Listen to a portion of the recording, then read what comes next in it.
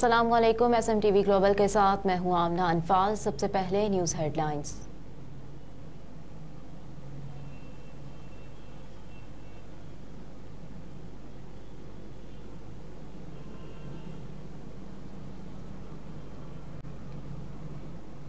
इंतखाबात से कबल पीपल्स पार्टी और नून लीग के रहनुमाओं की बड़ी बैठक। साबिक स्पीकर कौमी असम्बली सरदार अयाज सादिक और साबिक अपोजिशन लीडर खुर्शीद शाह के दरमियान अहम मुलाकात लाहौर के मकामी होटल में हुई।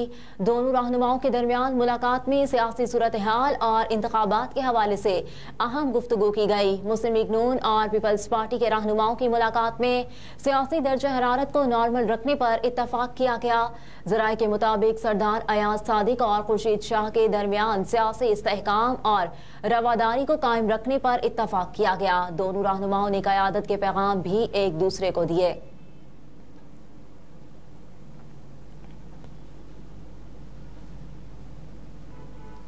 तहरीक इंसाफ के 668 टॉप लीडरशिप के कागजात मुस्तरद हुए, दस्तावेजात जमा। जराये के मुताबिक दस्तावेजात में PTI के 668 टॉप लीडरशिप के कागजात मुस्तरद होने के हवाले से आगाह किया गया। दस्तावेजात में बताया गया कि PTI के 2000 के करीब हिमायत याफ्ता और सेकंड फेज के रहनुमाओं के कागजात नामजदगी मुस्तरद किए गए। दस्तावेजात के मुताबिक PTI रहनुमाओं से कागजात नामजदगी छीनने के 56 वाकयात पेश आए। PTI के तजवीज़ करंदा और तायद करंदगान की गिरफ्तारी अमल में लाई गई।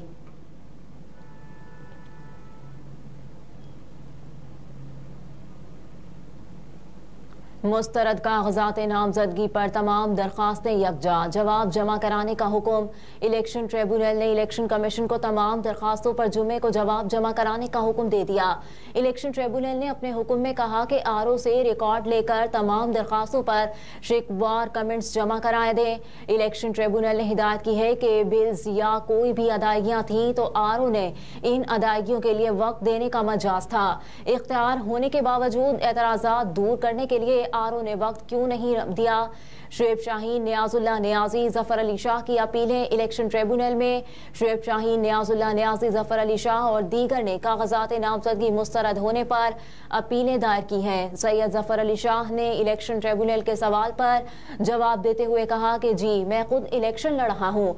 पूछा गया कि किस जमात से ताल्लुक है तो वाज़े लिखा है कि PTI से हूँ। इलेक्शन ट्रिब्यूनल ने जफर अली शाह से सवाल किया कि आपके खिलाफ एक गाड़ी से मुतालिक एतराज है। सैयद जफर अली शाह ने जवाब दिया कि वो गाड़ी मैंने 3 साल पहले बेच दी थी।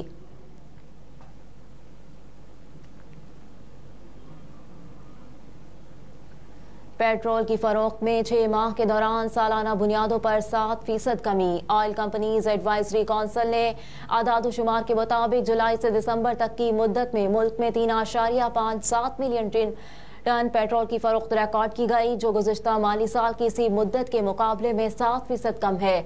गुज़िश्ता माली साल की इसी मुद्दत में 3.83 मिलियन टन पेट्रोल की फरोख्त रिकॉर्ड की गई।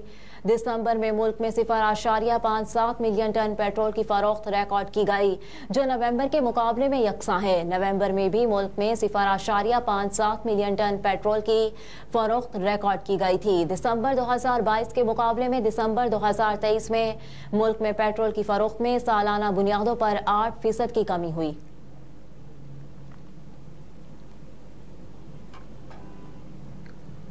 वज़ीर आला का पुलिस खिदमत मरकज़ लिबर्टी का दौरा, फराहम करदा सहूलियात को सराहा। वज़ीर आला पंजाब रात के पुलिस खिदमत मरकज़ लिबर्टी पहुंचे। मोहसिन नकवी ने खिदमत मरकज़ का तफसीली दौरा किया और ड्राइविंग लाइसेंस के लिए टेस्ट देने वाले शहरियों से मुलाकात के दौरान ऑनलाइन टेस्ट का मुशाहिदा भी किया। Inspector general police doctor Usman Anwar और CCPO बिलाल सदीक कमियाना भी वज़ीर आला के हमरा थे। वज़ीर आला पंजाब ने टेस्ट में फेल होने पर शहरी को दोबारा तैयारी के साथ आने की हिदायत की और शहरियों से ड्राइविंग लाइसेंस बनवाने के अमल और वक्त के बारे में दरियाफ्त किया। इस मौके पर शहरियों ने पुलिस खिदमत मरकज़ में ड्राइविंग लाइसेंस के सिस्टम को सराहा और खिदमत मरकज़ में मौजूद अमले के रवैये और काम की भी तारीफ की।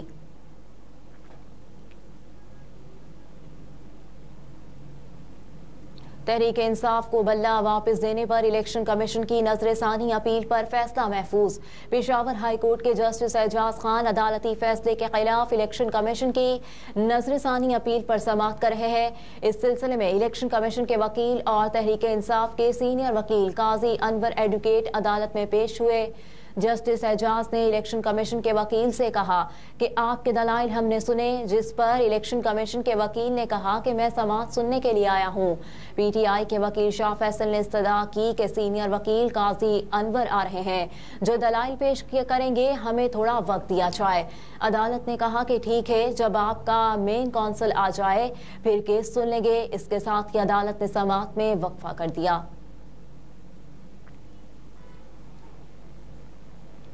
पंजाब समेत मुल्क के मैदानी इलाकों में धुंध बरकरार, मोटरवेज बंद। तर्जुमान मोटरवे पुलिस के मुताबिक शदीद धुंध के बायस मोटरवे M1 पेशावर से अशकई और बुरहान से Islamabad, Swat expressway colonel Sher Khan से इस्माइलिया, मोटरवे M2 इस्लामाबाद से बलक्सर, हजारा एक्सप्रेस वे बुरहान से झाड़ी कस, M14 को हकला से दाऊद खेल इंटरचेंज तक ट्रैफिक के लिए बंद कर दिया गया।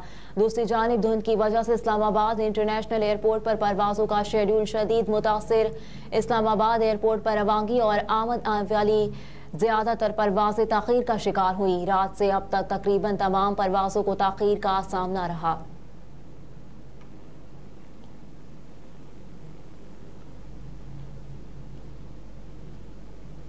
गैर कानूनी अफगानियों की वापसी जारी, मजीद 699 बाशिंदे अपने मुल्क लौट गए। सरकारी आदादोशुमार के मुताबिक 2 जनवरी को मजीद 699 गैर कानूनी अफगान बाशिंदे अपने मुल्क चले गए। वापस जाने वालों में 235 मर्द, 163 खवातीन और 301 बच्चे शामिल। अफगानिस्तान रवानगी के लिए 36 गाड़ियों में 75 खानदानों की अपने वतन वापसी अमल में लाई गई। याद रहे कि वफाकी हुकूमत के ऐलान से कबल भी गैर कानूनी अफगान बाशिंदों की कसीर तादाद गिरफ्तारी के डर से पाकिस्तान से वापस अफगानिस्तान जाती रही। ताहम सरकारी आदादोशुमार के मुताबिक 2 जनवरी तक मजमूई तौर पर 4,57,261 अफगान बाशिंदे अपने मुल्क जा चुके।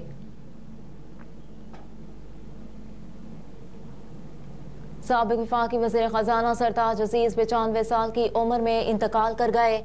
रहनुमा मुस्लिम लीग नून एहसन इकबाल ने सोशल मीडिया पर सरताज अजीज के इंतकाल का पैगाम जारी किया। मरहूम की उम्र 95 बरस थी। सरताज अजीज 7 फरवरी 1929 को नौशहरा में पैदा हुए। सरताज अजीज मुस्लिम लीग नून के सरगर्म रहनुमा और नवाज शरीफ के करीबी साथी थे। 2013 से 2017 तक नून लीग की हुकूमत में नेशनल सिक्योरिटी एडवाइजर भी रहे। सरताज अजीज मुतादिद किताबों के मुसन्निफ थे। सदर मुमलिकत डॉक्टर आरिफ अलवी ने सरताज अजीज के इंतकाल पर इजहार अफसोस करते हुए मरहूम के लवाहिकीन के साथ इजहार ताज़ियत किया और मरहूम के लिए दुआए मग़फ़िरत, वर्सा के लिए सब्र जमील की दुआ की।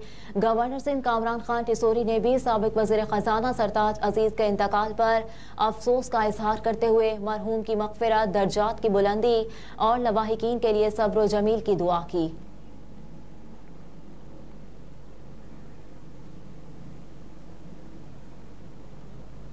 और जब तक चीफ सिलेक्टर हूँ किसी खिलाड़ी के साथ नाइंसाफी नहीं होगी। निजी टीवी के प्रोग्राम में गुफ्तगू करते हुए चीफ सिलेक्टर वहाब रियाज ने कहा कि इस साल में कुछ अहदाफ मुकर्रर किए हैं। T20 वर्ल्ड कप में बेहतरीन टीम कॉम्बिनेशन बनाना हदफ है। मिडिल ऑर्डर बैटिंग के इशूज को हल करना भी अहदाफ में शामिल है। मजीद कहा कि बाबर और रिजवान के सिवा कोई भी तसलसल से परफॉर्म नहीं कर रहा। 4 साल से डोमेस्टिक क्रिकेट से किसी खिलाड़ी को ऊपर नहीं आने दिया गया। कोशिश है माजी में खिलाड़ियों के साथ जो नाइंसाफियां हुई वो ना हो। जब तक मैं हूं किसी खिलाड़ी के साथ नाइंसाफी नहीं होगी। वहाब रियाज ने कहा कि किसी एक फॉर्मेट में नाकाम खिलाड़ी को मुकम्मल बाहर नहीं करेंगे। खिलाड़ी जिस फॉर्मेट में नाकाम होगा उसे उसी फॉर्मेट से ड्रॉप करेंगे। हेडलाइंस आप जान चुके। न्यूज़ स्टूडियो से फिल वक्त इतना ही। आप देखते रहिए SMTV ग्लोबल।